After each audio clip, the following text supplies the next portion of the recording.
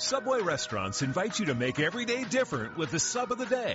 Every day, it's a different foot-long sub for just $6. Try the sweet onion chicken teriyaki on Monday, the oven-roasted chicken on Tuesday, turkey breast on Wednesday, and many more. Prepared on your choice of freshly baked bread with any veggies you want. It's a different foot-long sub of the day each day for just $6. Only at Subway Restaurants. Participation may vary. Additional charges for extras and deluxe, plus tax where applicable. May not be combined with other offers, coupons, or discount cards. Blog Talk Radio.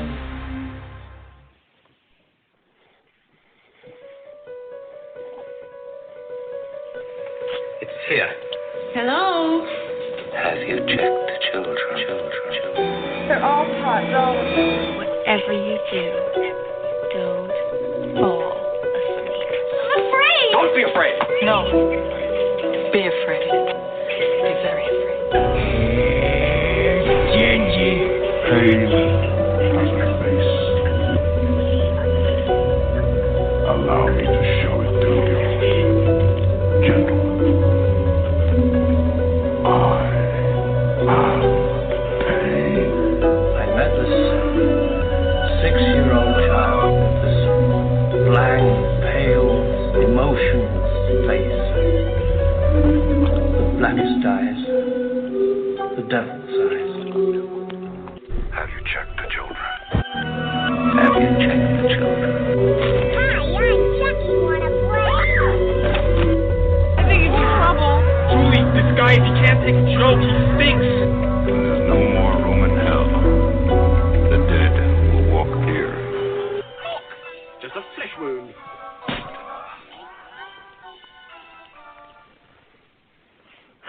Good evening, Flesh Wound Radio freaks. I am Daniel Shine, joined once again by Todd Loya, and we welcome you to a brand new episode of Horror Society Presents Flesh Wound Radio.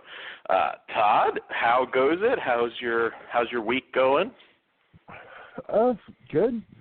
I'm actually not behind for once, so I like being ahead of stuff. Well, that's good. That's good. I've gone back to the gym, so I'm like kind of sore and fucked up at the moment. But yeah, that's what I've been doing this week because I'm going on vacation. Next week we may or may not have a show. So if you want to, we won't have a review show next week. I know that. But if anybody has any requests for a commentary, we might be able to squeeze that in. That'll be to be determined, I guess. But yeah, no, I've been hitting the gym in preparation for my Florida trip, and I'm sore as fuck. It's weird. This gym's got like all these like fucking old bastards. I swear to God, they have to be like pushing 70, but they're like ripped, and it's like working out next to these bastards. It's like, you know, you feel like a fucking loser because you can't keep up. So. And, of course, I'm the type that, you know, has to push it and probably end up hurting myself sooner or later. But, you know, I can't be shown up by a 60-year-old man. So that's how it's going for me. Other than that, haven't done much this week. It's actually weird. I made a random trip to the theater and realized I saw, like, everything worth seeing. It was, like, Boss or God's Not Dead 2, so Melissa McCarthy ended up beating out Jesus. So I don't know. It wasn't that great, but I don't know. I just felt like going to a movie, and I'm like, I saw Hardcore Henry, I saw Deadpool, you know, Batman, and et cetera. So I guess I'll just see this. God's Not Dead 2 might have been funnier, actually. I don't know. That one looks so awful. I might have found some amusement with it. Maybe she'll get to bust Jesus in her next movie. He's a ghost, right? I don't know how that works. There you go, Ghostbusters, absolutely. Yeah, she could. I don't know though. Ray Weiss was actually in God's Not Dead too. I think he's like the evil lawyer that's trying to make people, I don't know, convince them that Jesus doesn't exist. But it would be kind of funny seeing him in that. So who knows? It might have been more amusing. But I don't know. Non-horror if you like Melissa McCarthy, you might like the movie. It wasn't horrible. It had a few laughs, but you get to see her fuck Peter Dinklage in the movie. So there you go. So we get a nude scene? Is that what you're telling us? No, you don't get to see Melissa McCarthy naked, unfortunately. I mean, but I was going to say Peter Dinklage, though. I mean, he might still be lost in there somewhere. That's like, yeah, I don't know. It's like Andre the Giant and Hornswoggle. It's just, I don't know. It's not going to end well for poor Peter. But well, you went with Andre the Giant. You could even went with Karma, Awesome Kong. There, yeah, Bertha Faye. Yeah, I should have done that instead. But yeah, I don't know. I rarely. This is why I rarely go to comedies, Hollywood comedies, because they're always. I mean, this one wasn't bad, but maybe you get a handful of laughs throughout the movie, and that's about it. Hardcore Henry was actually. I liked that a lot more than I expected. I wasn't too sure about the whole POV thing, and I'm not necessarily looking for there to be a bunch of clones for this, but hey, I don't know. I actually thought it was pretty good. Just for the record, Maniac, the Maniac remake did it first.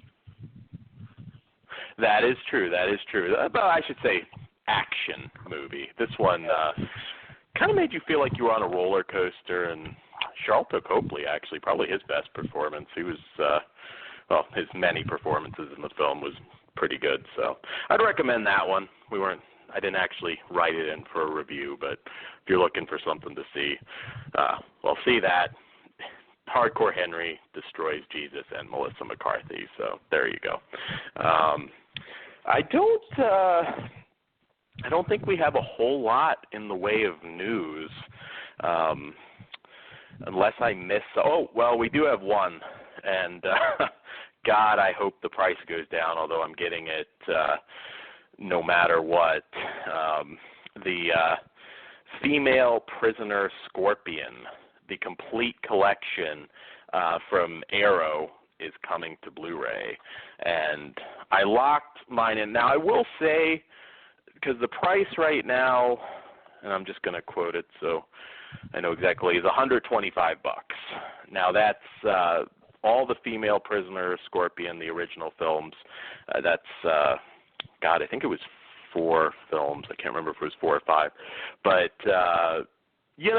it's $125. That's high, but then again, the Giallo sets that they've had, the limited Blu-ray sets that they've had, have started at like $70, $80, and they all end up dropping to $50 before release date. So I don't expect this one to drop to $50, but I think it will drop. There was also that. Oh, geez, I can't think of the name right now. It was the Japanese crime one that had like 5, 6 films. The Katsu Diamond guys or Stray Cat Rock was I got Stray Cat Rock for sure. No, not that one. It's one of the red box. Not the one you go rent at the big red box. Probably Nikatsu Diamond guys. Yeah, I think, but I didn't get that. Yeah, that's the one because I remember you didn't get it also. That one had like 6 and 5 films, and then like the one that was all like the long version. I want to say it started out lit like 2. It was like 2 something. By the time it came out, it was 99. So it dropped quite significantly too. Yeah. Yeah, I noticed patterns, and that seems to be the Arrow pattern. Yeah. There was one piece of news. I don't know if you got a chance to watch it. Did you get a chance to see the new the trailer for the Japanese Godzilla Resurgence, I believe it is? Yes, I did watch that, actually. I think I posted that, actually, in our group. I'm pretty excited for that. Actually, a little more excited than the new American films. Yeah, I am too. Like I thought you did post it. I know I posted it too elsewhere, but I was like the American Godzilla was a nice time killer, but it's nice to have the real Big G back. So I enjoyed the American one, but it's not the same. I want guy in a suit. Yeah. I mean, those are the films we grew up with. I know a friend of mine, Colin, who is like the biggest Godzilla and kaiju fan in general. I mean, this guy, I see some of the stuff he buys. He posts a lot of updates like I do. And when it comes to Godzilla, I mean, the merchandise he has, it's like he could open a museum. He's one. If we ever do something on Godzilla, I'll have to see if he's available to call in, because his knowledge, I think, is probably far greater than mine. But I am excited to see them get back to the roots. But hey, the last American one was a hell of a lot better than the one that came before it. So, you know, we'll see. I'm excited to see the sequels. Yeah, I am too. I mean, someone pointed out it's the best of both worlds. If we're, you know, you got the American CG Godzilla, and then you have the, you know, the Japanese suit Godzilla. Yeah, I'm cool. Yeah, I'm cool with both. I just want to see some monsters fighting again. I don't give a shit. Yeah, I agree, because you didn't get to see a lot of Godzilla in the last one. Yeah, which I get. I mean, in the first one, but I really like the fact that the Japanese went the exact opposite way. You basically get Godzilla and nothing much else. Yeah, just ripping the shit out of everything from beginning to end. In the trailer, we're like, yeah, we're showing the fucking monster. Fuck that. But, you know, again, though, it makes sense. Like I said, the sequel to the American one, I mean, it's kind of a fresh start. And, you know, I mean, again, I think I reviewed that, if I recall, and it got a positive review from me. So, you know, not everything I hoped for, but hey, I'm kind of curious if Pacific Rim 2 is going to happen or not. That one seems to have fallen into development hell. That it just, they said it's on, they said then it's off. I'm not even sure where they stand on that one now, but I wouldn't mind seeing a sequel to that. Much better than, you know, another Transformers flick. Yeah, I don't know if there was talk or there was hope, but I'd like to see the Pacific Rim and the Godzilla worlds intermingle. Yes, that would actually be really cool. I would love to see that. I don't know. I think it's one of those cases where Pacific Rim did well, but standards now for any kind of movie like that, I mean, you have to just like shatter records now to get a sequel. You know, so I don't know. Guillermo del Toro, I mean, I will say I really want to see Hellboy 3 as well, but Ron Perlman, I mean, shit, he's getting up there now. It's going to be harder and harder. So yeah, hopefully he'll get some projects out, but we'll see. I'm trying to think if there was any other release news. I know. What else did Arrow announce? There was one good one from Arrow. There's more than one good one. I could have sworn there was one I was excited about. Swinging Cheerleaders. That finally we can complete the collection of that. Well, we know why we're not getting the one from Code Red, which Bill kind of alluded to. Yes. After did you see? Go ahead. I was gonna say after the pit stop debacle, I guess you want to say. And yes, I was actually leading it. The other one I hear the other one I did want to say. Finally, Blood and Black Lace will hit stateside from Arrow. Yes. And the one they're delayed for a long time. Yeah, I broke down and got the UK one, the exact same thing, except it's got that 18 logo on it. And the one I'm really excited about, Crimes of Passion, the Ken Russell film with Anthony Perkins and Kathleen Turner. Yes, that I haven't pre-ordered that one yet. I probably should have, because I noticed all of them just jumped up in price. But yeah, I have to get that. And or actually, maybe they haven't. I think they still started high.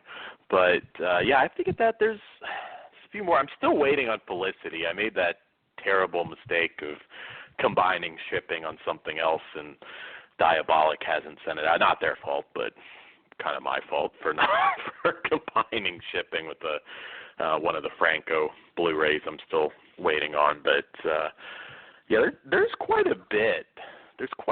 I have to decide on that sex, murder, art set because I have necromantic films, but I don't have the other two yet, so I'm not quite sure if it's going to be better for me to just hawk.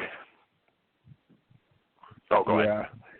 I know. I was going to say I just got the what I can never say it right. Shram, the last one, the one that just came out also. Shram. Yeah. See, that's right. I thought I was pronouncing it right. Yeah, I bought them all individually. There's nothing exclusive in that set from what I noticed. Because the CDs are in. No, I don't think so. Yeah, that would have annoyed me. Well, what's annoying about it though is the price is fairly low. I mean, when you kind of do the math on it, it's like, okay, I need half of them. I would be paying, maybe $10 less. The other ways, maybe it's better sell the two and just get the set. Right. It's not really a priority, though. To be honest, I've never been a huge fan of those films. I haven't watched Shram in a while. I kind of remember liking that one the most. Yeah. Overall, as far as a movie goes, but I've never seen the other one, and I still haven't watched it. Deaf King, Der Todesking. Yeah. Yeah, So. I saw that ages ago. That's another one that I just saw like ages ago. But I think my opinion is fairly so. I mean, they're just not movies you pop in all that often. It's like you have to see them, but I don't know. They don't have a high replay value. But the Jaws sequels did drop for Blu-ray, so those are more desirable price point now. Yeah. I know, it's weird. You probably won't watch those films again until they hit 4K disc. Yes. Yeah, I'm trying. I think God, they're announcing like so much stuff right now. I did get, and it's my first one because I don't like the high price point and the fact that they're BDRs. But I got Gore Horror from Sub Rosa on Blu-ray because I was just like.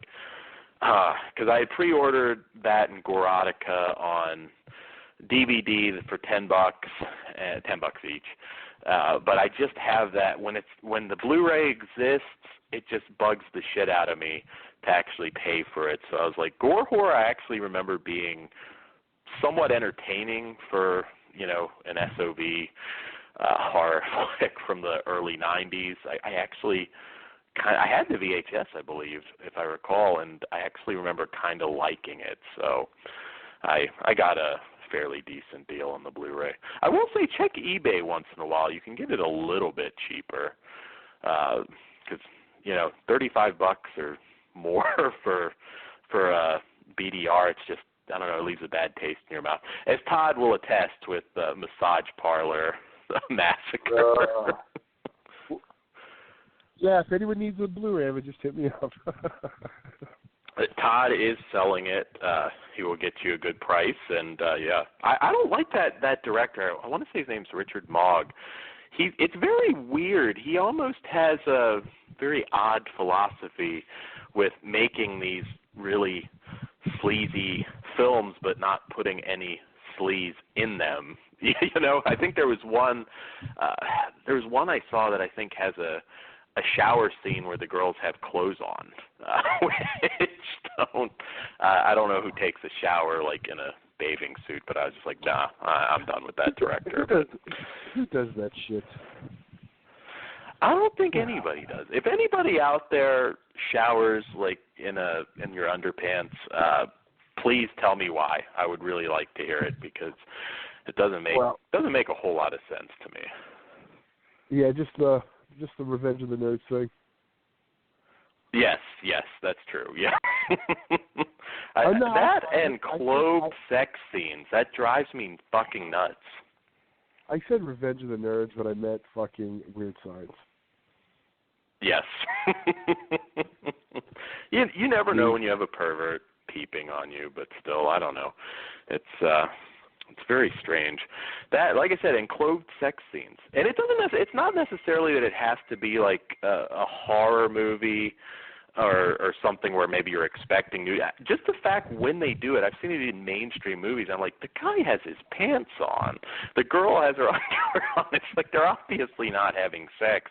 It just I don't know. It just bugs the hell out of me, and it's like, okay, obviously I am watching a movie, and sort of takes you out of it. But anyways, with that rant completed, I don't know if there's anything else. Like I said, it was just mostly some cool release date stuff, but and the Victor Salva hate is coming back. We talked about it a couple weeks ago, and it seems like Jeepers Creepers 3 is, a go, but they're coming out of the woodwork. I'm reading some pissed off articles. Yeah, and can't forget the bickering of two of our former co-hosts' two favorite labels. Oh, yes. How can I forget that? Yes, Bill Olson, Code Red, is not very happy with Charles Band right now.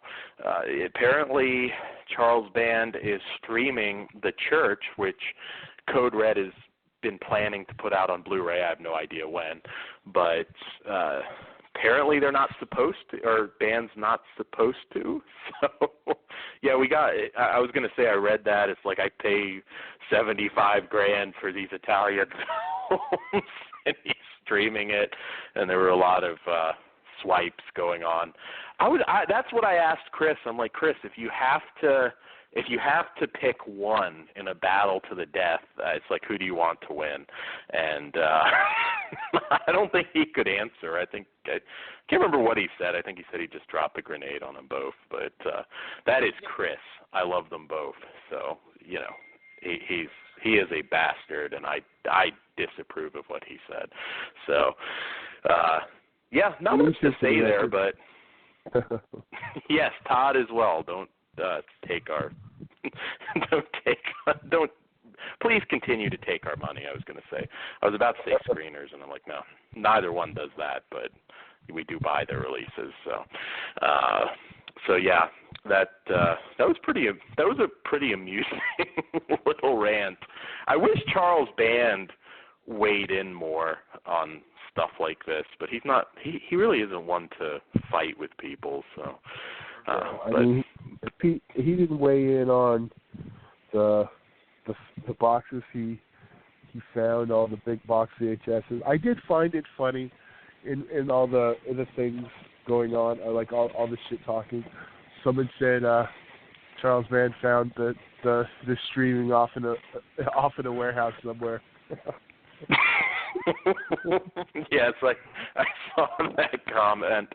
Yeah, I mean, like I said, I love. I mean, Full Moon, near and dear to my heart. They're definitely not the company they used to be. But in fact, I realized pretty fast. But I pre-ordered Zombie Decadence, not realizing it was the same as Zombies versus Strippers. I think I saw it. The price was good. I pre-ordered it. Then I looked at it. I'm like, fuck, that sounds a lot like Zombies versus Strippers. And sure enough, it's the same film. So he's retitling a lot. There's just not a lot coming out anymore from Full Moon. So yeah, so it's. Okay. I have to admit, I don't like that. I don't give a shit if they're going to retitle stuff for the streaming. You know what I mean? Yeah. But don't put it back out on DVD to confuse the marketplace. Or if you Or if you do that, at least put it out on a Blu-ray. Exactly. Yes. Yeah. I mean, do you feel now? See, I'm not going to take the bait, but as a collector, do you need to own the retitled films? No, I think there's only one that I do have two versions of. Dead Man's Hand had two different names. Yeah, Dead Man's Hand and Haunted Casino, I believe. Yeah, and that was years ago. That's the only one I have both versions of. And it wasn't a collector's thing, I just didn't realize it. Oh, okay, yeah. See, it is confusing. I mean, I order a lot more than the average person. I'm pretty hardcore and sad in my collecting habits. But yeah, I mean, it did trick me. I just saw Zombie Decadence, and I just caught the Full Moon logo. The price was good. I pre-ordered it. Like I said, now when I look closer, I figured it out. Obviously, it's the same synopsis, but if I can't remember what they retitled The Creeps. I didn't think they did retitle The Creeps. They may have for one of those compilation things. No, they did. It was streaming on Hulu in high definition. Oh, okay. But that's the one. Like, if they put that one out on DVD now under its new title, at the very least, it would be the widescreen transfer. Yes, that is. What I mean? Yeah, that's true. Now that would make sense. I'd be like, okay, well, I am getting something better than what I have. So, but that's one of the ones. That and Head of the Family are two of the non-franchise titles that I swear I heard at one point were planned for a Blu-ray release. I'm kind of eager to see them tackle that era that I personally love. People started bitching, but there were some good ones in the late 90s, Hideous and Sideshow and, some films like that. Just going into the early 2000s. After that, it did really start to, decline, but I like that era for Full Moon. I did too, and there were some good ones here and there. I actually like Zombies vs. Strippers. Wait, Zombie Strippers? What the hell is theirs called? I think it's Strippers versus Zombies or Zombies versus Strippers. They just flipped it. I think it's Zombies versus Strippers. Okay. Yeah, it is. I just confirmed it. Because the other one changed their name to Zombies years ago. Then there was Zombie Strippers. Yes, there's a wave. There's a wave of zombie stripper movies for sure. So yes, but well, without further ado, I guess we'll get into our reviews for the evening. They're our bread and butter, of course, and I'll tell you what. Let's tackle the one that I know Todd just barely got in. Right? You were like on the wire and a little bit worried there right before we started, and that is Meet Me There from director Lex Leibrand. And this film, the synopsis: after several years of sexual dysfunction, Ada and her boyfriend Calvin travel to her hometown in rural Oklahoma in hopes of piecing together her fragmented childhood memories. They find their answers, but can they find their way back home? Based on the real-life nightmares of Destiny Talley. So, Todd, you literally just finished this one, and it's one of those ones that I say it every week, but it's an interesting mix of films this week. It in the sense that I really don't know where you're going to fall in terms of good or bad. So, what did you think of Meet Me There? I honestly, with this one, I didn't know what I was going into. I just knew Goldust was in it, which was, of course, a selling point for me. I actually wish I uploaded some sound bites of Goldust to play, but I didn't. I was, again, under the wire. There's some good, him accepting award-type speeches he did, too, in his early days. But it was billed as I want to say drama horror, not, horror drama, and I'm kind of glad it was, because I kind of knew I was going in for something different. It wasn't straight-up horror. It was definitely more of a story-driven. You don't really know what the fuck's going on. She's our lead girl, I forget her name already, going back to her tiny hometown to see Ada, to find out what happened to her, and it's, part road trip, part backwoods. When I say backwoods, I should say more Deliverance weirdos than like Wrong Turn, I guess. Yes. It was, again, from a film fan perspective, I enjoyed it. From a horror perspective, I don't think it's going to deliver the goods for most people. I think it kind of picks up the more horror aspects. I think people will be like, okay, why did we have to wait so long for that? But I like the slow burn aspect of it. You kind of don't really, you know something's weird about the town when they finally get there, but you don't really know what. Mhm. Yeah, no, I like that some of these films like this where it's not, I mean, they don't necessarily show up right away and people are being, torched or, ass raped. I mean, it's just that subtle, weird vibe.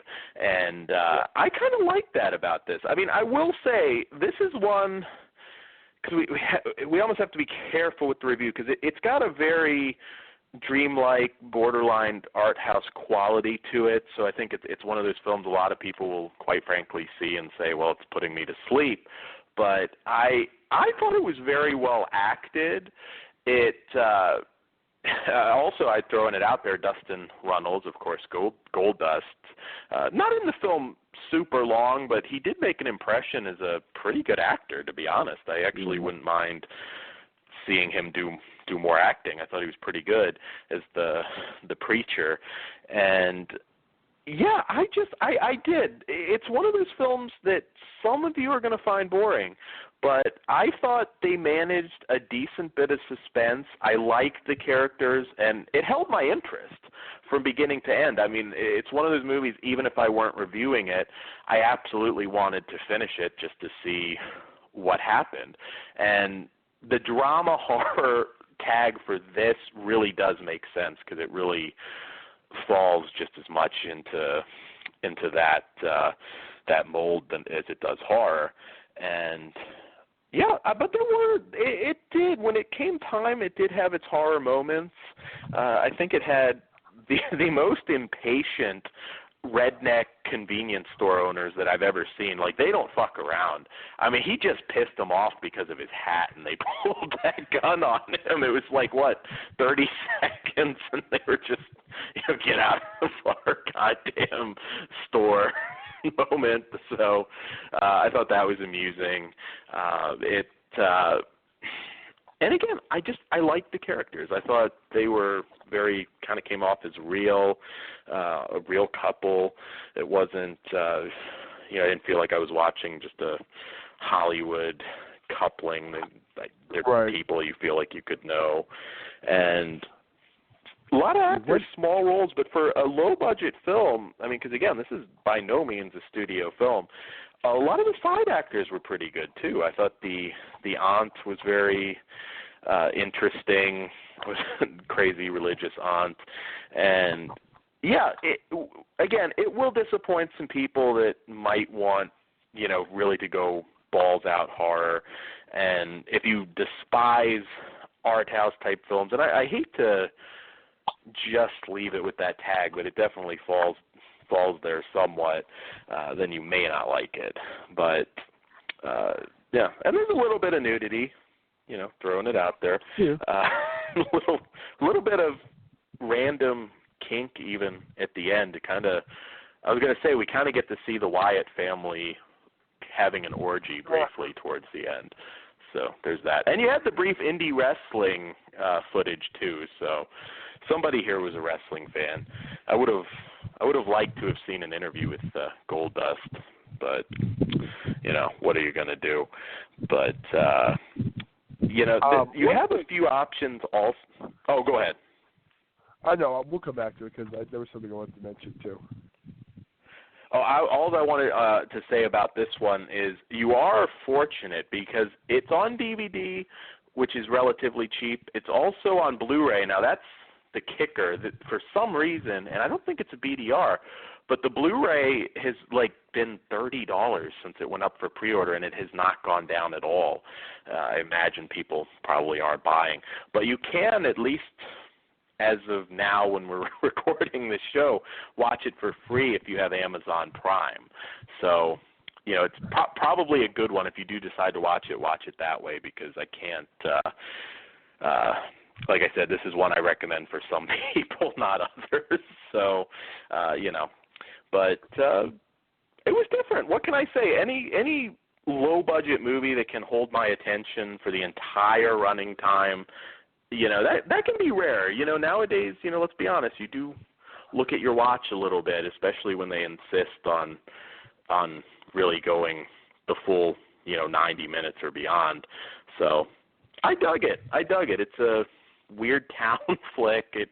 I might have, and again, I don't want to talk too much about the ending, but I might have gone a little bit different with it. But what did you want to say, Todd? One thing I do want to mention was the opening. I really, really dug the opening, the pre-credit sequence. Yes. Oh, yes. That drew you in. I was like, what the hell was that about? Exactly. And the one thing, though, thinking about it now, which it didn't really, though. I was kind of worried that my people think they're going to have more horror, but honestly, it didn't. I mean, because it was so interesting all the way through. It never, brought me back to that. I mean, because that's just such a setup. I mean, not necessarily setup, just a cool way to start the film. Because you're kind of like confused, like, what the fuck? Yeah. Yeah, I was just like, oh, what the hell happened there? That kind of, went from a casual car ride to, horror pretty fast. So I like that it came full circle, and it's one that, that's a pretty high compliment nowadays, because there's nothing worse than a pretentious, art house student film masquerading as horror. I mean, there's a lot that I've seen that fall into that realm that, are just fucking a pain to have to sit through. And I'm happy to say, at least from my perspective, this one wasn't. But it will, like I said, the dreamlike quality, I could see some people saying, well, this isn't lively enough. So, you know what you like, but at least this one, if you have Amazon Prime, you can see for free. So having said that, I give this one, I can't go higher because, again, it's a smaller audience, but I give it 3. It's definitely 3 stars. It's definitely above average, and I thought it was an interesting film, worth watching once for sure. Yes, I agree. I agree with the 3 also. Again, this is when I wish I had my gold as sound effects. Yeah, I was going to say you should have maybe played his entrance music or something. Yeah. I don't know. That could work for After Dark too. That is true. Or I don't know. Maybe you could have played Black Rain or something. Hell, I was trying to look at him. I try and figure when this was shot. Obviously, I think before his return to team with Cody at some point. But then again, I don't know.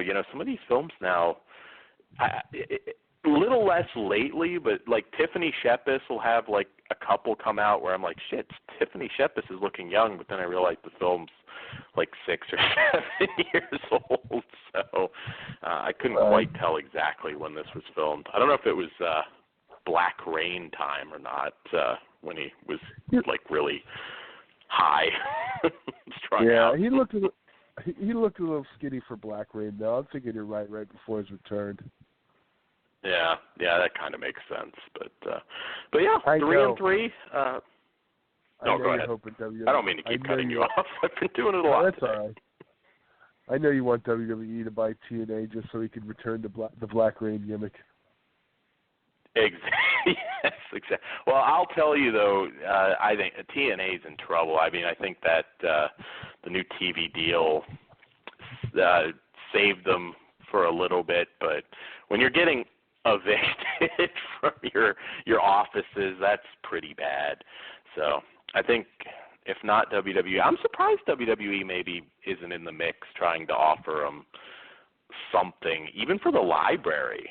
I know that'd be very. I was going to say they're waiting to pick those bones. Probably, yeah. But I don't know. It sounds like the investors want a controlling interest, which I know Dixie Carter's not too fond of. But right now, I mean, shit, whoever's negotiating with them's holding all the cards. Yeah, that would be hilarious if Vince got controlling interest. Well, right now it makes more sense than ever because, I mean, shit, look at what they're doing with AJ Styles. I think Samoa Joe's going to have a similar big run and, you know, of course, Sting, Kurt Angle. I mean, you got a lot of really good footage there. Whatever you think about TNA, there is some good footage, some good matches that would be great for the network. But anyways, we're not doing wrestling tonight. That's our I promise, our one sidetrack. So, yes, 3-3 for Meet Me There.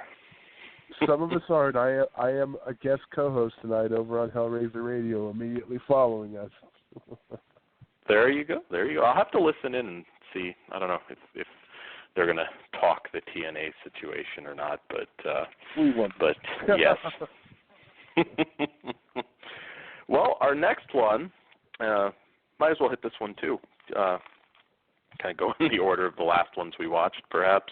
And this one is Beasterday from the directing duo the Snigg Brothers. And Beasterday, as you might imagine, follows a giant bloodthirsty Easter bunny who starts brutally tearing the local townsfolk apart.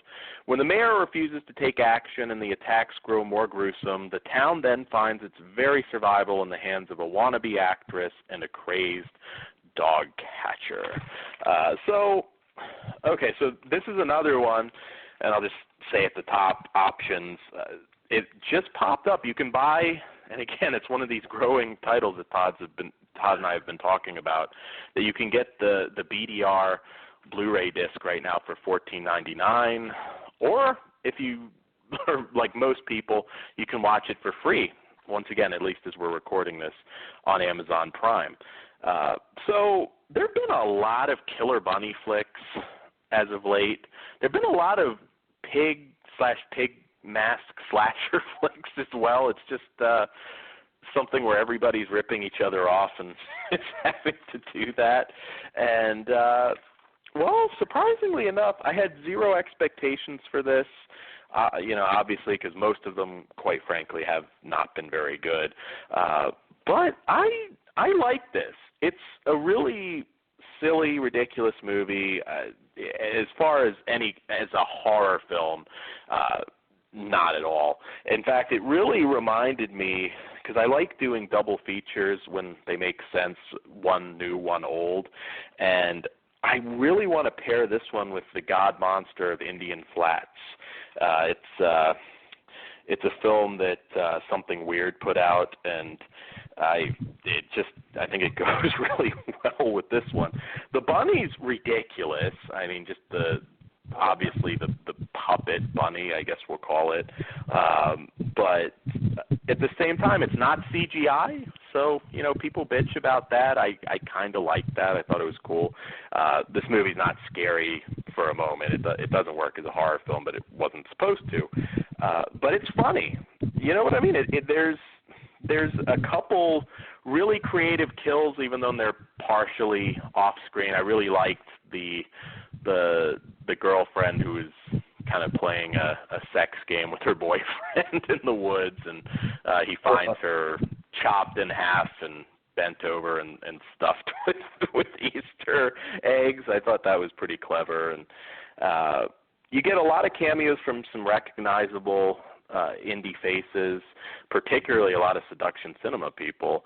Darian Kane and AJ Khan, the latter of which is going under another name now, but I was at the beginning, I was thinking, shit, this is the only movie I think that's ever been made with Darian Kane and AJ Khan, and neither of them get naked. But others make up for that. So that's okay. So total comedy, doesn't take itself seriously for a minute, but surprisingly enough, it delivered on the laughs. I mean, if you don't like dumb movies, you're not going to like this. For sure, but it was actually pretty funny. What did you think, Todd? I'm exactly with you on this. I was, I needed something light after everything else.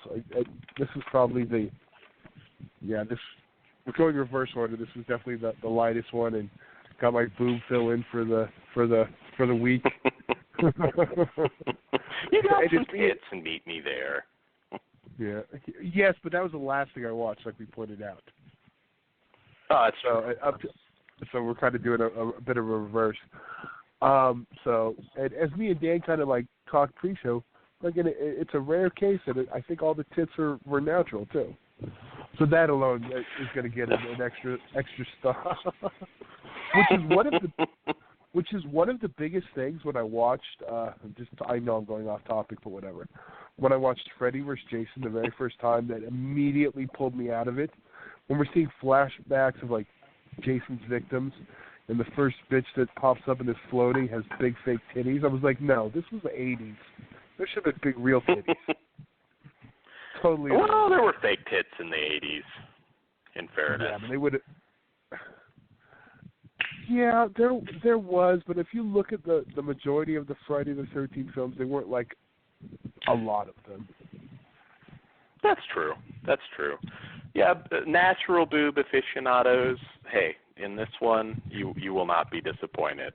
I mean, again, we can't confirm that. I mean, we didn't get to, test them out or anything. Todd wasn't out motorboating the cast, but and this is something that didn't even dawn on me till after. It was just it is rare. There's no doubting the first actor. Yeah, because we got like 4 nude scenes, and it is something you recognize because it's like, wow, nowadays it's more likely that all 4 would be fake than, the latter. It is pretty rare. So yes, it's got that going for it. I don't know. I at times I don't prefer fake boobs, so hey, it's a nice thing. But in addition to the tits, which Todd is giving 5 stars, it does have name, but one of the male actors that's been in a lot of the Seduction Cinema titles that plays the mayor. He was really funny. There were some moments where I was really surprised how much this one made me laugh, because lately, to be honest, and we like our lowbrow films, but a lot of similar films like this, they've got the title going for it and the box art and nothing else. Bigfoot versus Zombies would be the most recent example of a movie that just had absolutely nothing going for it but that. And I'm happy to say this is one I kind of figured the same thing, but it made me laugh.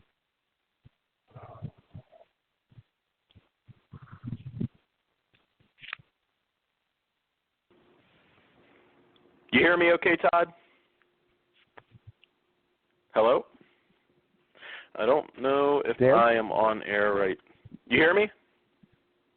Dan? Todd? Yeah, you hear me? I hear you.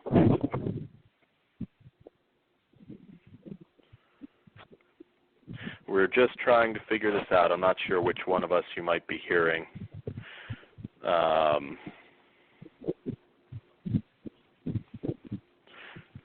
I am trying to communicate with Todd right now. Oh, okay. And you can hear me now, can't you? Yes, I could hear you before, so I wasn't sure which one of us was dark. I tried to keep talking, so I no was one would trying notice. to too, but I was also trying to fix what the hell's. I don't know. Same exact thing as last time. This is like the 3rd time we've had this issue. I don't know. It's a Blog Talk issue, so sorry about that to those listening. We were trying to figure it out. Live radio, I guess. 10 seconds, that's not too bad. So hopefully they heard one of us talking. I heard I was muted, then it said unmuted because I heard the voice, so it probably wasn't too bad. Yeah, I tried muting and unmuting because I know that's worked before. I don't know what was going on there. Well, we're both back. We're both here. Beast today has there we go. And lots of goodies. Blog Talk prefers fake tits, and they decided to shut us down. I think you said tits one too many times, and they censored us. Yeah, there's never mind. I'm not going to talk about it. I'm not going to tell a titty story right now. But anyways, back to the film. Yeah, I liked it. I liked the lazy pothead mayor. There were particularly when just blaming the Amish for the killings, which I thought was pretty funny. Actually, I thought he was probably the funniest character in the film. And, I will say on the negative side, the finale, and again, I don't think this was even trying to be even remotely serious as a creature feature, but I do think the bunny went down. Spoiler alert, the bunny doesn't make it. I thought he went down a little bit easily. I thought they could have, come up with something a little more amusing than the way they dispatched the bunny at the end of it, but, hey, that's a minor complaint. If you like, terrible in terms of effects and everything, but just good time movies. This is actually one that, again, we say it all the time, like the Troma needs to put out, because it would be a great Troma title. If you like that, hey, it's a pretty damn good movie. I don't know. I think maybe Troma's getting selective now. They're not putting everything in everything now. Yeah, but it's funny. See, you're a little different. I don't pick up everything automatically from Troma. We've talked about this before. Like Full Moon was like my company, and there were things that Troma put out that I loved, but there was also a lot of stuff that I was like, I didn't really need to own that. But would you say that their quality has increased on some recent films? Because you've probably seen more than I have. Here's the thing. I don't pick up everything. I try to, just to keep up. It's still about the same. It depends. It varies. I grab a lot. I don't watch it all, because time. Some of the stuff that I have watched, yes. I really dug like Killer Yacht Party, Psycho Sleepover. Of course, those are like the slashery ones. I haven't watched Banana Motherfucker, and their newest, they have a Giallo that they picked up. Somebody told me Banana Motherfucker was actually good.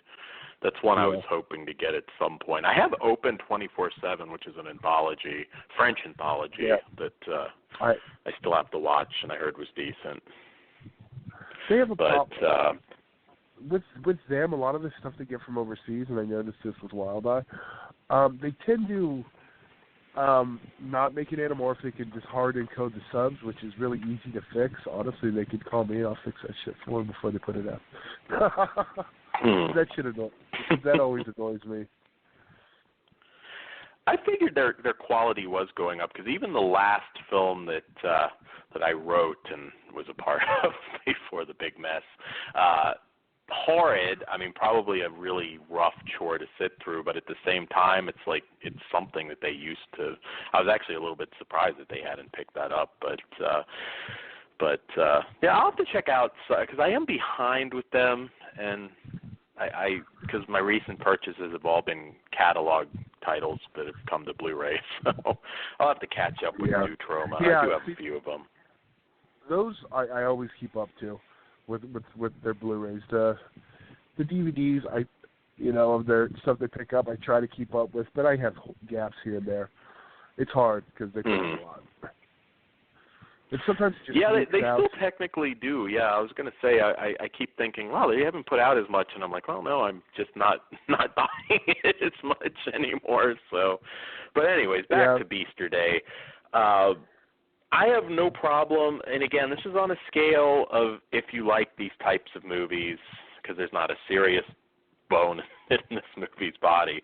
I give it 3.5. What can I say? I laughed, and that's becoming sadly very rare with these types of movies. So 3.5, I think you'll like it. And again, you have two options. You can watch it for free on Amazon Prime as of now, or you can get the Blu-ray BDR for $14.99. I don't think you can get this on DVD though. You can. I believe. Oh, okay. I didn't notice. It just doesn't pop up. You got to click. Like the Blu-ray comes up immediately, but if you click on it, you can just push the button to click. It's weird the way they had it set up. All right. If you're one of the few holdouts that only buys DVDs, then you have that option as well. Yes. Well, some people just may want it pressed too. I know our former co-host pick the pressed DVD over the BDR Blu-ray in some cases. Now, are you sure the DVD is pressed? Because I would imagine it's not. Because I never noticed the DVD pop up before the Blu-ray, so I'm imagining they're both pressed. They're both not pressed, I should say. I'm actually looking now. You've got me curious. So yeah, because I know people are funny about that. I mean, I'm okay with the DVD-R, BDRs when it makes sense in the price. You were right. There is not even a Blu-ray or DVD. Oh, okay. I thought I was. I was like, I tried to, because I know whenever we're recommending something, some people will not buy BDRs or DVDRs. What is, I mean, we talked about it, but I mean, what is your thoughts? Because it does seem like a lot now is starting to come out. Does it really bother you, or is it just a question of the price? The price. Okay. Yeah, because I think I was talking to you off air. Some of the first ones that I noticed, the Rage and so on, have dropped to as low as like $5.99, and it's like, well, that's not bad, for some films that I really probably didn't expect to come to Blu-ray at this point, and now I can at least have it in its best quality possible. So there's a lot out there. Like I said, check it out. Sweatshop was the most recent one I noticed. But it does annoy me, like especially with a lot of these Screen Media ones, that they are not bothering to put in. That they are not bothering to put any of the extras on there. They're not porting anything over. So I'm still stuck with my DVD. True. Well, see, really most of those, none of them you're going to hawk for any kind of real money. I mean, even if you trade them in, for whether it's Movie Stop, Hastings, Fry's, or not Fry's, what was I going to say? FYE. Second and Charles, FYE, if you're still lucky to have some of those. You really don't get anything for them, so, I mean, fuck it. If you really want to, you just can put the DVD in there in a sleeve of some kind. So that's the way I look at it. But I agree, but it's the principle of the thing. I don't want to have to do that. I can go to one of those Facebook trading groups and trade them off for something else. Yeah, that's true. That's also a good way if you want to actually get something. But a lot of times when I'll get, like, you get a little bit more on credit. If you're near a Second and Charles, once in a while they're not too bad. I traded in some stuff, mostly just mainstream stuff for the most part that I'd gotten on Blu-ray, and I think I got like $120 worth of credit. It was kind of surprising. So sometimes they add up if you do it that way. Same thing at Amoeba Records in L.A. And one thing I really like about them, the way they do it, of course you get more if you do credit. But say you get, like, okay, I'll use your 120. Say you're there and you only find like $80 worth of merchandise that you want to trade. They'll do that. They'll do that in trade, and then they'll like so you'd have $40 left. So they'll convert that to what $40 would be. So if you would have done cash instead, so say you'll get like 30 instead. So they'll convert the balance that you want, which is nice because you can like get $40 credit. Or like, I'll just take the 30 cash now. At this point, it's not a big deal. So I like that they do. I like that they give you that option. Most places don't. It's like you spend it all, or we'll give you a credit. But they'll like, okay, you got a little cash left, we'll give you that. Have you ever, have you ever tried to trade in something that was like a bootleg or DVD-R? Have you had? Because I was surprised. One time I had a couple things, and I just thought, oh, fuck it. If they don't take it, they don't take it. And surprisingly enough, for the first time, they took it. So I was like, oh, okay, well. No, I have not. Okay. I'll admit to it. Todd won't admit to it, but I'm just saying they took it. So and I'm not necessarily talking about unofficial copies because, again, a lot now. Like I wonder what would happen if you try and trade in, the Beaster Day BDR. If they would, I think most people know to, check the bottom of the disc and how to spot it, but I don't know, maybe not everybody does. So at least it has a barcode. So, but well, Todd, what do you think? Should I do my solo or should we do our musical break? Again, always hate to put you on the hook because I don't know if you had something since you didn't get the Gold Dust fame. I do have something. Why don't we do your solo, then we'll hit the review, or then hit the song. Okay, sweet, no problem. No problem. Well, I did a solo. Well, actually, I was going to say I meant to ask you about this. We were going to do the Arrow Bride of Reanimator Blu-ray, which Todd and I both got, but you said yours came fucked up. That kind of sucks. How did they mess it up? They put it in one of those because it came with the Screen Factory Blu. But yeah, well, the Screen Factory Blu is the same thing. So they put it in a big, long, unpadded cardboard box, one of those ones that just folds around. So it crushed the outer box. I mean, I know the discs inside were playable, but I was like, no, absolutely not. So you sent it back. My collector's OCD would not allow that. And I got the new one today. It's fun. Oh, okay, sweet. Yeah, I was going to say that's kind of shitty, especially if it's like something like super limited. Like I know that happened to some people with like the Demons Steelbooks, and God, there was one other that actually was like sold out, and some people got screwed because they got it, and maybe it was the Fright Night, one of the Fright Night Blu-rays. Yeah, I remember there was one of those too. Happened to me with Society also. I had to get a replacement. I did it the same day. So I was worried about that one selling out, which it eventually did. You need to pack those fucking Arrow ones good. Apparently those like to get...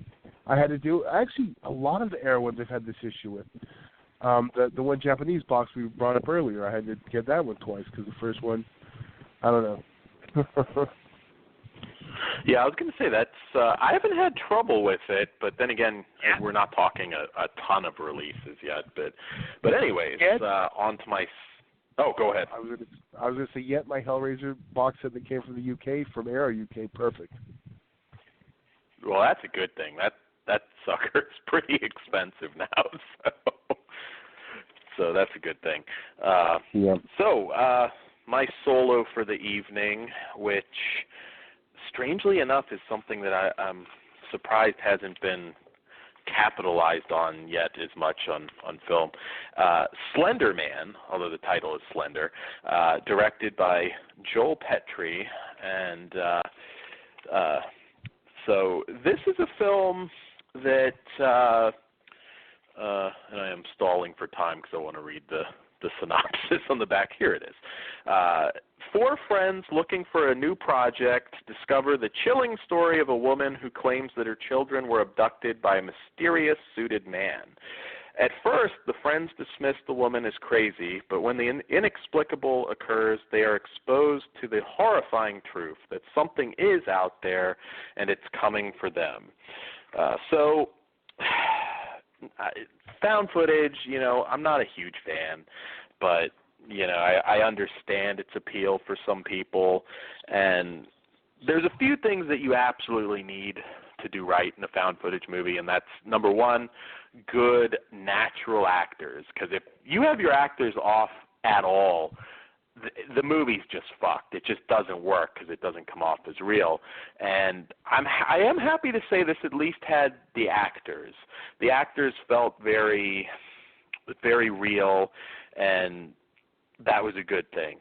The movie, on the other hand, isn't very good. In fact, if you don't like found footage, you will really not like this movie because, for one, anything even remotely creepy doesn't happen until the very, very end. And there's not that no tension, no build. I'm all for a slow burn. Anybody that's heard my reviews knows that. But the film is just not scary, which is strange because I don't totally get it. But this whole Slender Man phenomena, my niece, my 11-year-old niece, Lexi, is fucking terrified of the idea of Slender Man. And I'm a very bad uncle who likes to play pranks on her. So Yeah, there has been that. I don't know why in particular, but now I haven't gone as far as, getting stilts, and I'm not that slender, so I couldn't pull it off. I'd be obese, slender man, I guess. But hey, this was Slender Man. Long enough, if the stilts are long enough, you won't even know them. That's true. I can suck it in, and Slender Man likes a cheeseburger once in a while, so but yeah, I mean, this is one.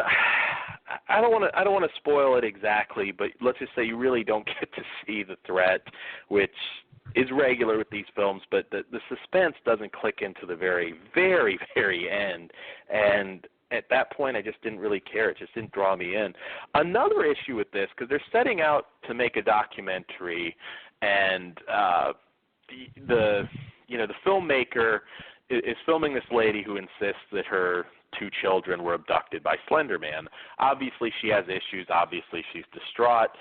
And towards the end, this guy thought it would be a good idea. Let's get somebody to dress up as Slender Man and scare the shit out of this woman. And I was just thinking about that.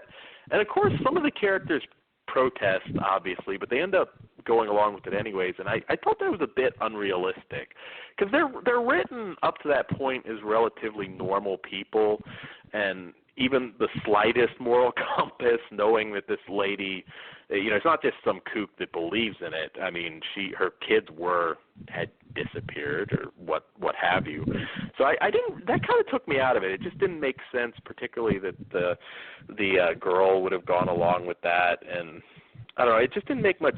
It didn't work very well. I didn't care for the story, and there's a lot of YouTube videos, quite frankly, out there on this that are more creepy than this movie was, and I mean, it plays out pretty much exactly like you would expect. It's just a very lame movie. I would show it to my niece to make her not afraid of Slender Man. I mean, it's just, even found footage aficionados, I can't see a whole lot of people liking this. I mean, like I said, the actors are fine, but that's the only good thing I can say about this movie.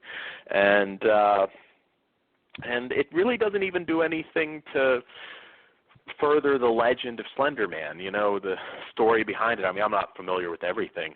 I'm not into the games and all that, but, I've watched some of the creepypasta stuff, and really that's the way to go, because this one really just doesn't do anything. I will say I'm a little surprised more people haven't taken advantage of this, because it's a huge thing. You had those actual murders that, Slender Man made me do it. So, but like I said, you can't wait to the last, 5 minutes to build any suspense whatsoever.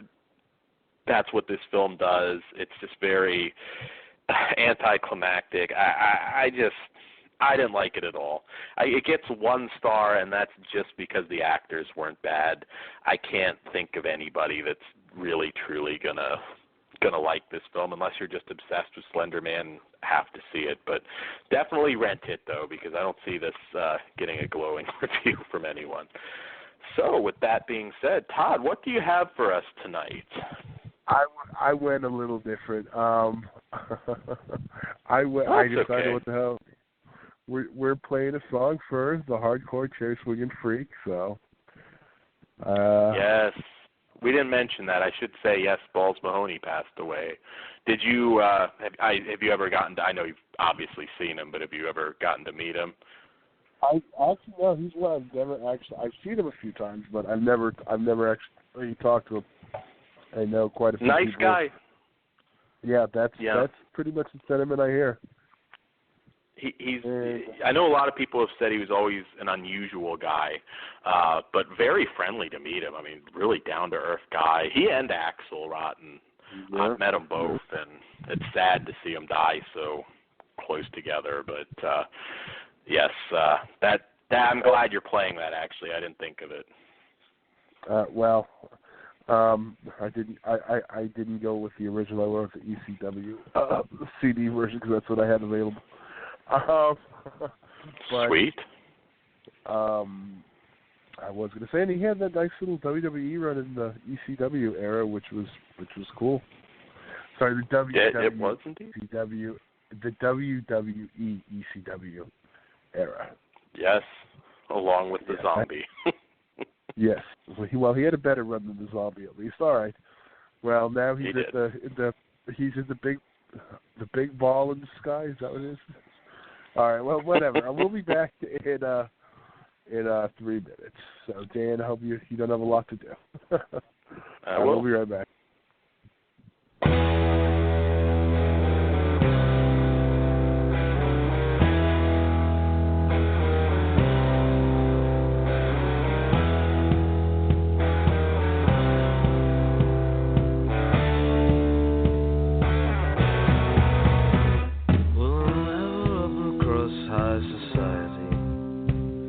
God's gift to ballroom notoriety. I always fill my ballrooms, the event is never small. The social pages say I've got the biggest balls of all. I've got big balls, I've got big balls, I've got big balls, that's a big ball. He's got big balls, and she's got big balls. But we've got the biggest balls of them all. My balls are always bouncing, my balls are always full, and everybody comes and comes again. When I'm on the guest list, no one can take you higher. Everybody says I've got great balls of fire. I've got big balls, I've got big balls, I've got big balls, that's a big ball. He's got big balls, and she's got big balls. But we've got the biggest balls of them all. Some balls are held for charity and some for fancy dress, but when they're held for pleasure, they're the balls that I like best. My balls are always bouncing to the left and to the right. It is my belief that my big balls should be held every night. Oh, we got big balls! We've got big balls! We've got big balls! They're big balls! He's got big balls! And she's got big balls! But we've got the biggest balls of them all! We've got big balls! We've got big balls! We've got big balls! They're big balls! He's got big balls! And she's got big balls! But we've got the biggest balls of them all! Balls, balls, balls,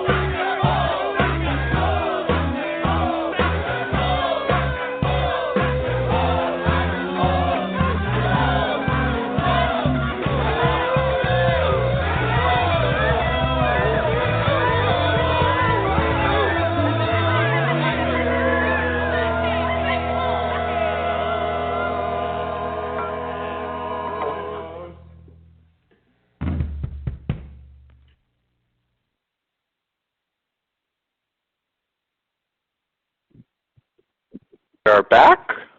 Oh, and now we are back. back. Correct, Todd? Yes. Sweet. Yeah, it's good hearing that again. He was a cool guy. I mean, again, it's not like I'm personal friends with the guy or anything, but I did get to see him and talk to him a couple times at shows, and just really cool. I still remember I can't remember the pay-per-view off the top of my head, but he had that one really good match with Rob Van Dam. He was a guy that actually could wrestle. I mean, he could wrestle, it didn't always have to be hardcore with him. People forget he was very agile on his feet and could certainly put on an entertaining match. He was one that I really almost thought, because I knew certain guys when they did the ECW thing with WWE that I knew weren't going to make it over the long haul. I knew Sandman and Sabu were not going to have a long run, but Balls Mahoney was one I was like, this guy could really get over and have a really good run with them. I wish it could have been a bit longer, but he got to do some cool stuff. I will admit I didn't think he was going to last long either. I think he lasted probably the longest out of the originals bunch too. Yeah, I believe so, because Axel, what was it, like 2 days or something? I mean, he never even made it on TV except the pay-per-views. But yeah, well, even Sabu, I mean, he kind of fucked up, and Sandman lasted longer than people expected to. Yeah, I really because I knew I really tried to be optimistic when they announced it. I'm like, no, this will be really good. You're going to get guys like CM Punk in there that with mixed with the the alumni, and they can pull it off. Yes, there might be less blood and what have you, but I think it'll be good. The second the zombie came out, I remember I was even on a message board, and I'm like, fuck, and it's not going to work. I think I knew this was going to be a short experiment. Yeah, well, that's because sci-fi wouldn't let him do it to an alien. Yes. That would have been worse, I think, if an alien came out. Which would have been hysterical. But see, I know a lot of people were down on that, but I was always of the thought, like, it's like you send the zombie out, like, oh, this is what it's going to be, and then you send the Sandman out to fuck him up and throw him out. That's not what this is going to be. That's the way I took it.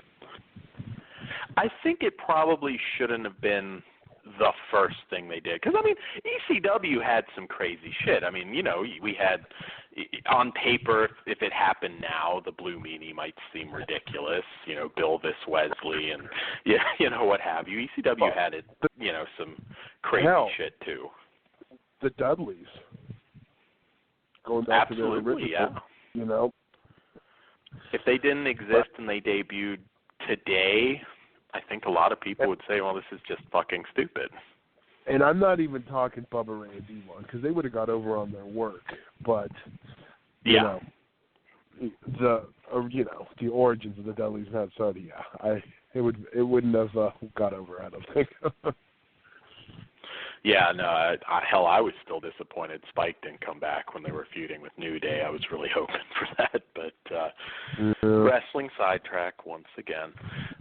So, on to our next film, which is another one I'm kind of curious to get your thoughts on, and that is Cherry Tree from director David Keating, who people might remember from another film, Wakewood, that I was a big fan of. From the back cover, Faith's world is turning upside down after she finds out that her beloved father is dying.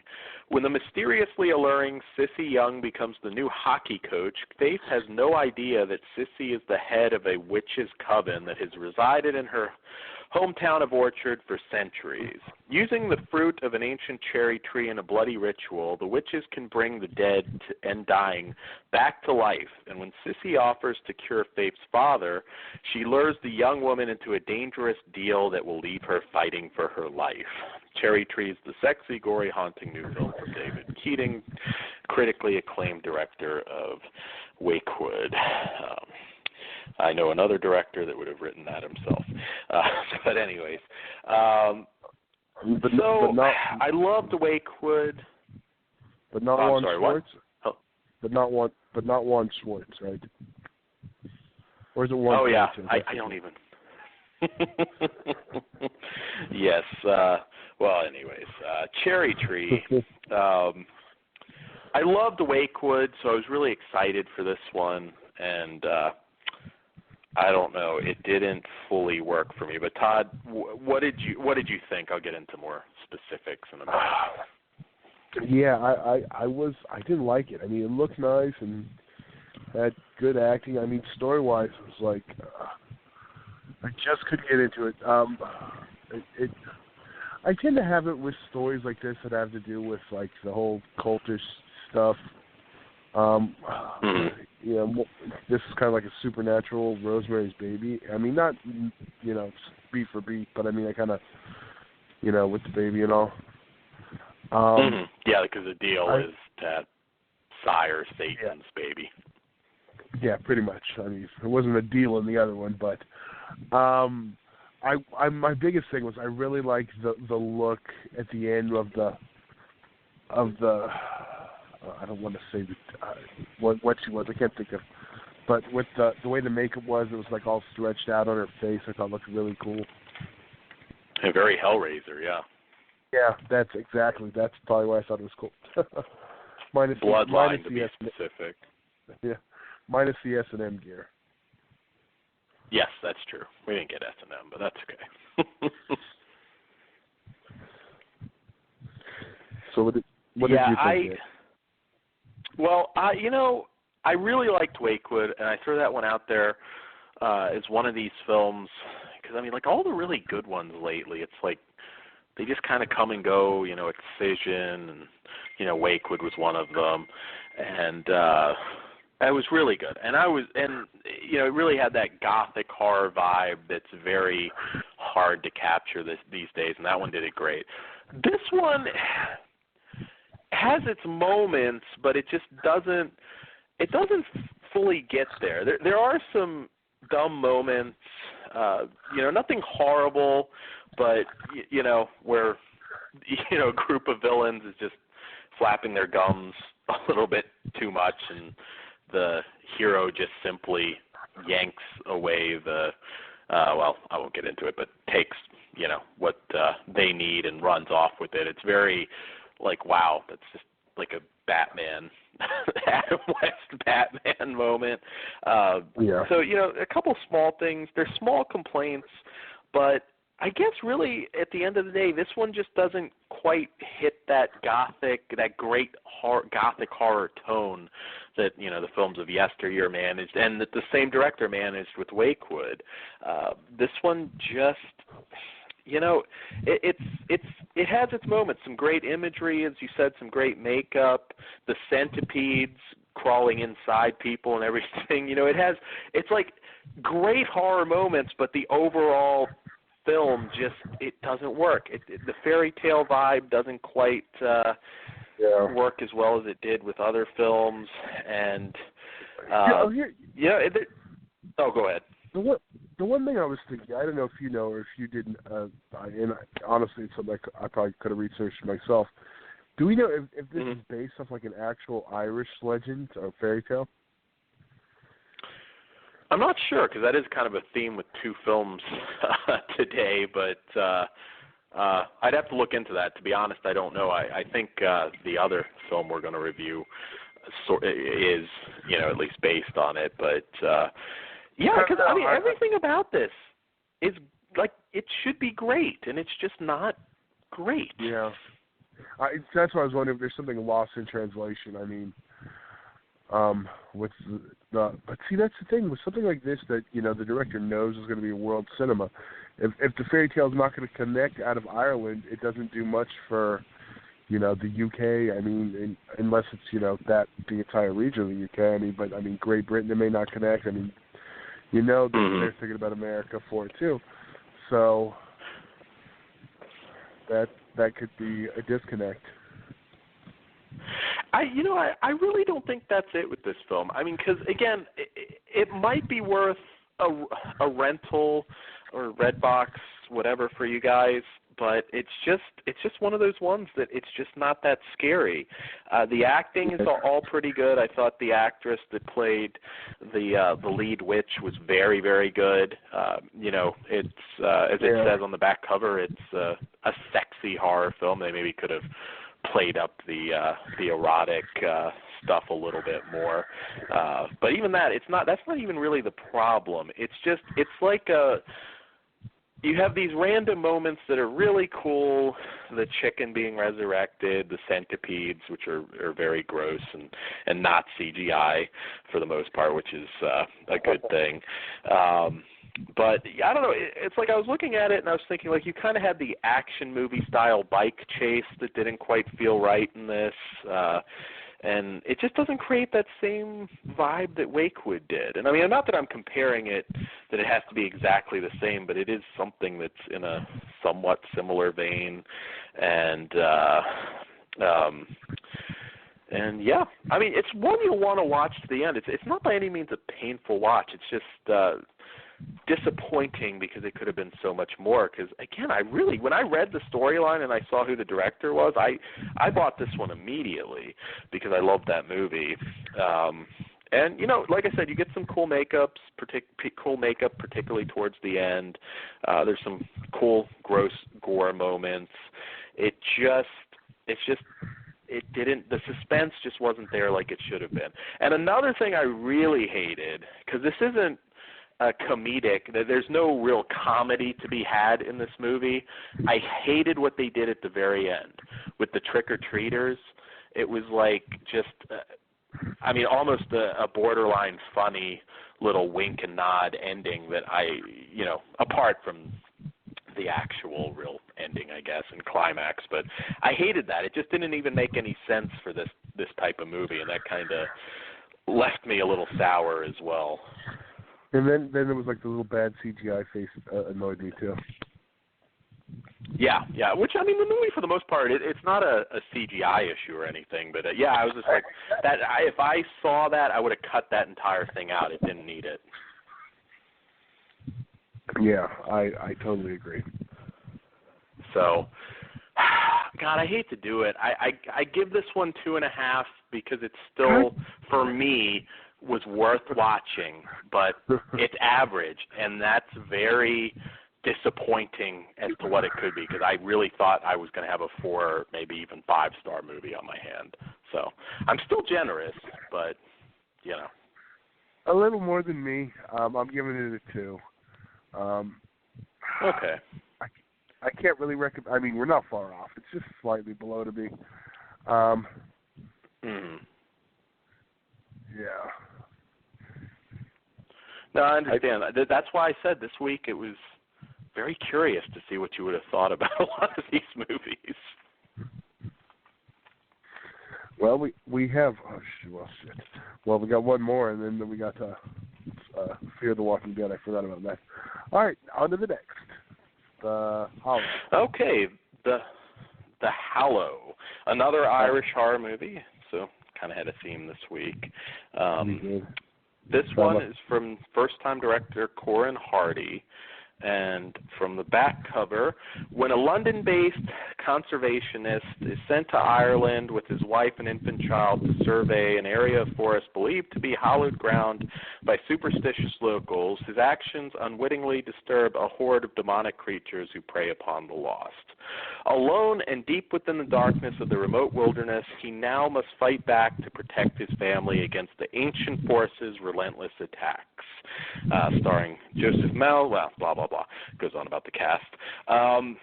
Okay, so I think it's probably safe to say this is the best of our Irish horror films. It certainly was to me. It's probably the only one tonight that I kind of figured we would end up being close, although I'm not 100% sure.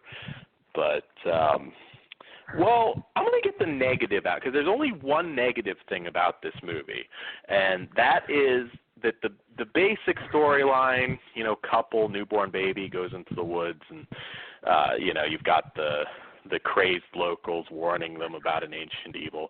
It's a little bit cliche. Again, just the basic setup and everything, it is somewhat cliche. You've seen it, probably 100 times, maybe 10,000 times if you're Todd and I. But aside from that, I thought this was a great horror movie. This one is very scary, and it builds dread, but also what it does that some movies don't, the shit hits the fan fairly early. The demonic forces, I guess we can call them, show up pretty early into the movie, so it's also lively. So if you're somebody that can't handle a slow burn, which again, that's definitely not me, but I know there's a lot of people where it's like, well, they need to get to it. This one gets right to it, and it does it pretty early. And I think the demons look great. There are some very tense, very scary moments, particularly with the baby in this one. Todd, what did you think? Because I thought they did a really good job, aside from the seen it before plot. Yeah, I agree. That was the biggest thing, and that was the one thing that was kind of holding it back a bit for me. While I didn't dislike it, I went along for the ride.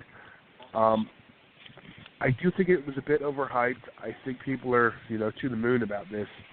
I think I'd like a little bit more originality if there's something I'm going to be over the moon about.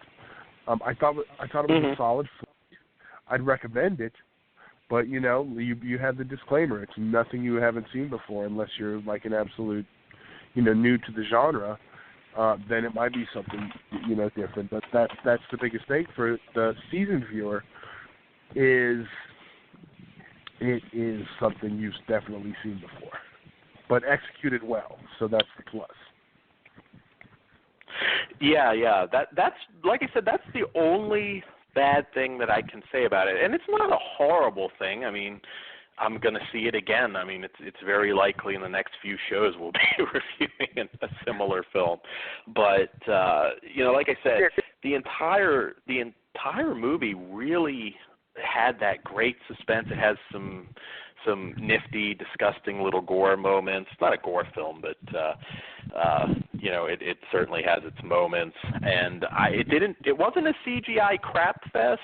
It wasn't a lot of things that could have gone wrong with this one didn't, except for the obvious setup. And I will say it maybe could have delved into the lore a little bit more. I mean, you don't really get to learn much about the motives of these creatures other than they're trespassing on our land sort of deal. They might have gone into that a little bit more, a little backstory on the Irish folklore. Yeah, I agree with that. They could have. And so, but the acting was very natural. There's not, and like I said, it has its cliches, but the characters don't make really stupid, irrational decisions as they would in a similar movie.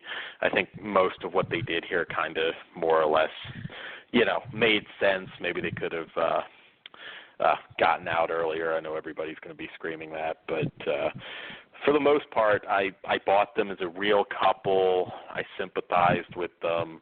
And again, it's always a little more suspenseful when you have a newborn baby that's, at one point, minor spoiler, but gets taken. And so it really, I see why people love this one so much, because I love it too. My review, and I guess we'll get right to it because there's not a whole lot else to say. You've seen it before, but it does it really well. I give it 4 out of 5. I give it a 3. I'm a little lower. I think the fact that it's been seen so many times before is enough of a drawback, for me. So, okay. It's not a masterpiece. I do agree with that because there are some people throwing that out, and it's not quite that. But I definitely think it's worth checking out. If you're new to the genre, I would agree with Dan's 4. If you're seasoned, I'd say just be forewarned. Absolutely, yeah. If you think The Forest or recent Hollywood, similar Hollywood type flicks were horrifying, then yeah, this one's going to be really horrifying for you. But yeah, it's just a little cliched. So, well, that's The Hallow. That's all for our film reviews for the evening. But we do have Fear the Walking Dead, which, spoiler alert if you haven't watched it yet. And I'm sorry, by the way, we didn't have Flesh Wound After Dark this week, but probably, 2 weeks from now, most likely, I'm sure we'll have that because I know I should have Felicity by that point. And I know the Vinegar Syndrome stuff shipping Monday, so we are definitely reviewing Dolomite. I know that will be an After Dark title, but I don't give a shit. We're reviewing Dolomite. Yeah, we have. Rudy Ray Moore was the shit. It doesn't matter. We're doing it, so. I'm going to try to, for the following batch, I'm going to try to pull something off big, because we have The Human Tornado as a film to review. You can already see where I'm going with that one. Absolutely. Yes, that would be cool. Yeah, I was going to say, maybe we'll come up with a black, I mean, I don't see us doing blaxploitation all that often, but hell, maybe we'll have a new segment for that. But, Fear the Walking Dead. because I know you're pulling double duty tonight, so we'll get right into it.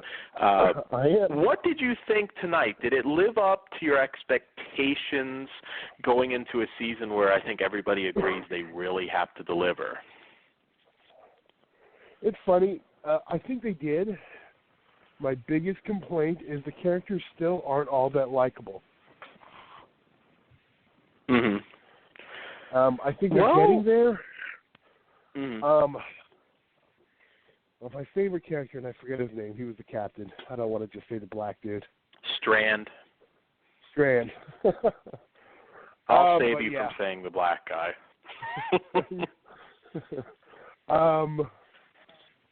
But so far, to me, he's the most interesting, probably because he's still kind of like the most mysterious. Mm-hmm.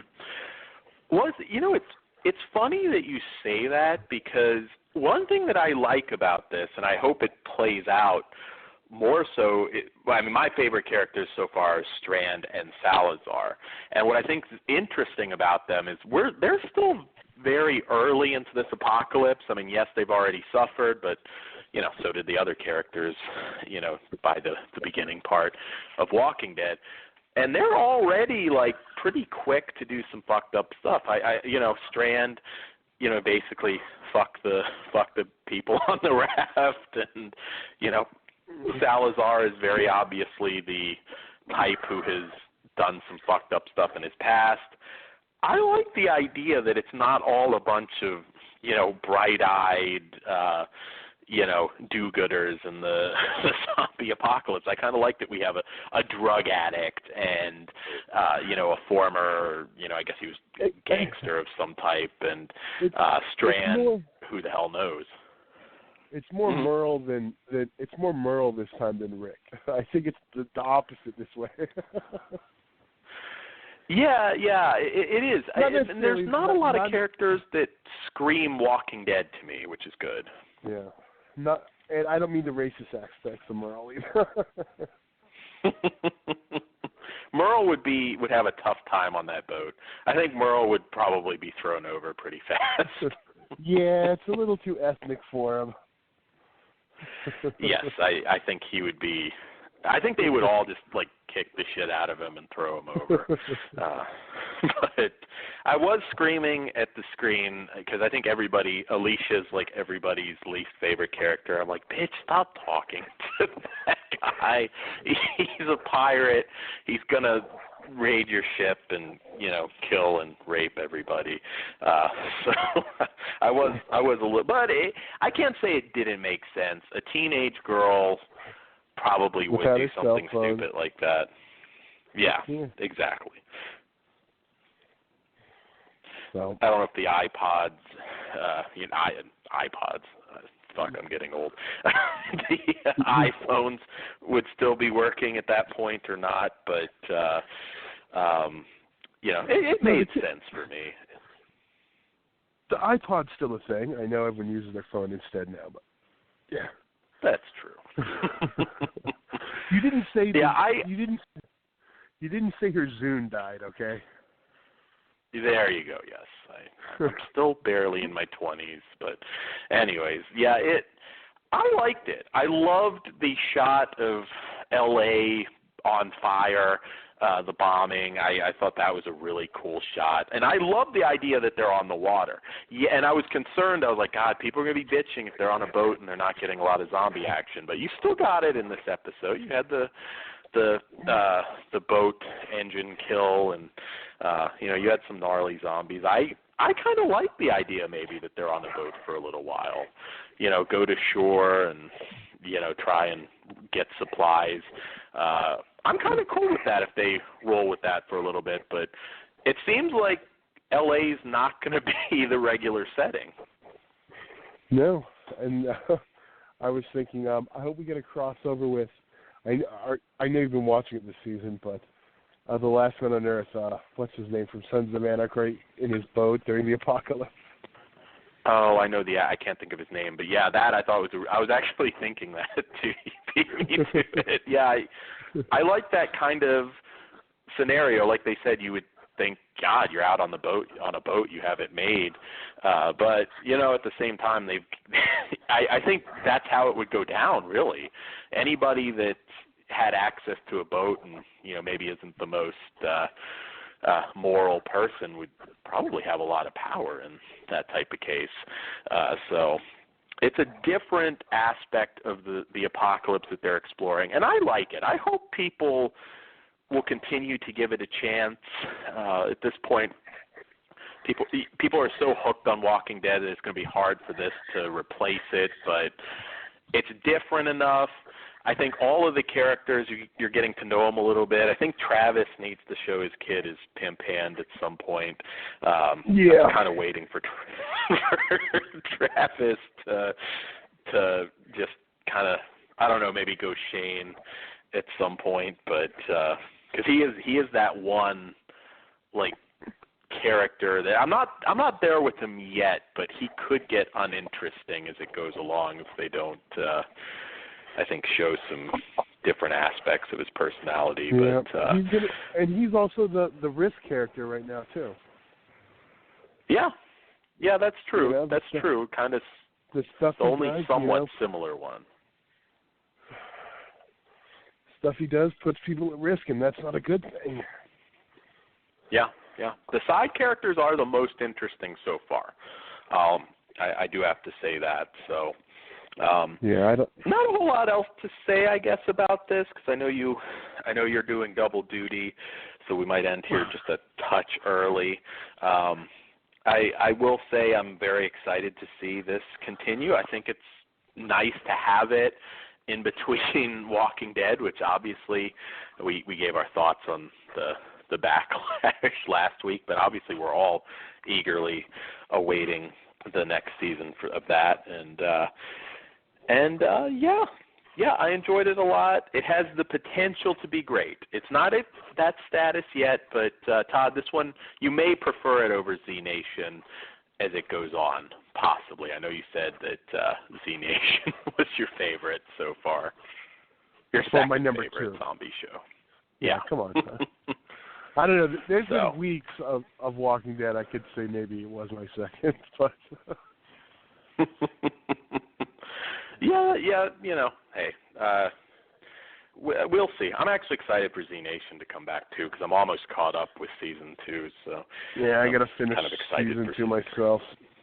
And it has moments too where it rises above the sort of B-movie zombie stuff as you get deeper into it. I like that too. That's another good alternative zombie show. So well, that's all we have. Like I said, next week is still a bit of a question mark. I know we're not going to have a review show, but we may or may not do a commentary. So if not, we will be back in 2 weeks. I know we'll be doing Vinegar Syndrome without a doubt. I know we'll maybe have Felicity, and I know there's a lot of other stuff coming out. Maybe we'll do gore horror. So, Todd, unless I missed anything, we can cut out now, and we'll see you guys in 2 weeks. Yes, and also makes a nice double feature after Flesh Wound Radio. Hellraiser Radio, where we talk all things UEW.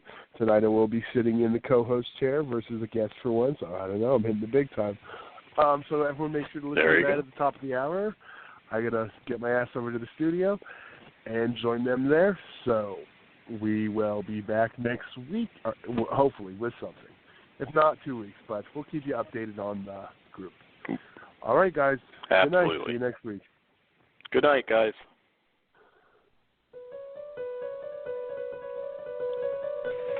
It's here. Hello? Have you checked the children? They're all hot dogs. Whatever you do, don't fall asleep. I'm afraid. Don't be afraid. No. Be afraid. Be very afraid. Gingy. Pain has a face. Allow me to show it to you. Gentlemen, I am pain. I met this Give yourself the gift of unlimited with Sprint's Unlimited Freedom Plan. Enjoy unlimited mobile optimized streaming, videos, gaming, music, and data starting at $20 per month per line for a family of 5 when you bring your number to Sprint. You'll never have to worry about running out of data or surprise overcharges again. Dash to a Sprint store, sprint.com/freedom, or call 1-800-SPRINT1 today. Includes lines 3 through 5 free until 1/31/18. After pay additional $30 per month per line. Prices with auto pay. Coverage and offer not everywhere. For discounted phone subject to credit and $30 activation fee. Excludes taxes, surcharges, roaming, and premium content. Limited for video up to 480p. Music up to 500 kilobits per second. Games up to 2 megabits per second. Prohibited network use. Rules apply. And data prioritization during congestion restrictions apply.